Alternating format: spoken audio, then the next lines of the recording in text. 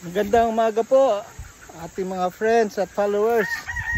Ito po yung dinidevelop naming Area 5 na lalagyan namin ng around 300 na poste ng dragon fruit. So tapos na po yung mga poste. So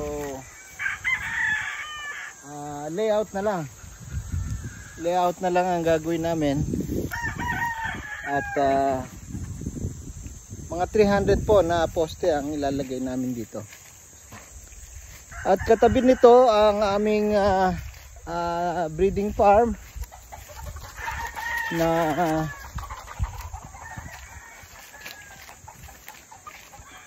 ito, matagal na itong mga breeding farm, kaya alam na po namin yung yung mga winning line namin. Ito, mga tatlong klase po yung puti namin. Isa po yung kay Lance de la Torre, tawag yata doon secret white. Tapos merong galing white galing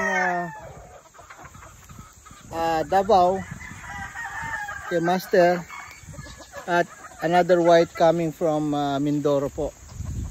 So yan po yung tatlong klaseng white namin. Meron din kaming dito, yellow-legged hats na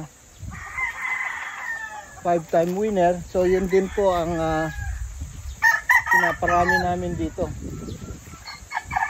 Then meron din kami mga blacks na yun ang gusto ng mga buyers namin kasi mabibilis at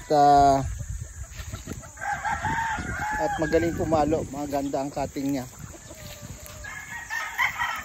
Pero ang pinipili po namin talaga yung matalino kung lumaban, mataas ang intelligence. Kaya yun po yung dinidevelop namin dito sa breeding farm ko, na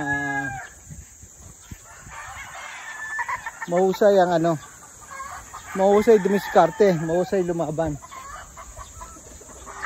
So mataas ang level of intelligence ng mga dinidevelop namin dito sa farm na ito. So meron kaming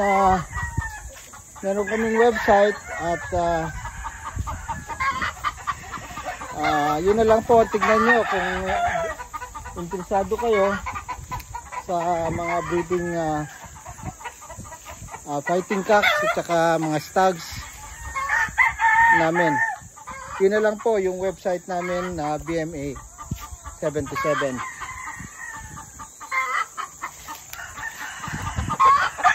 So yun po ang aking report ngayong Sunday, March 30, 2025. Maraming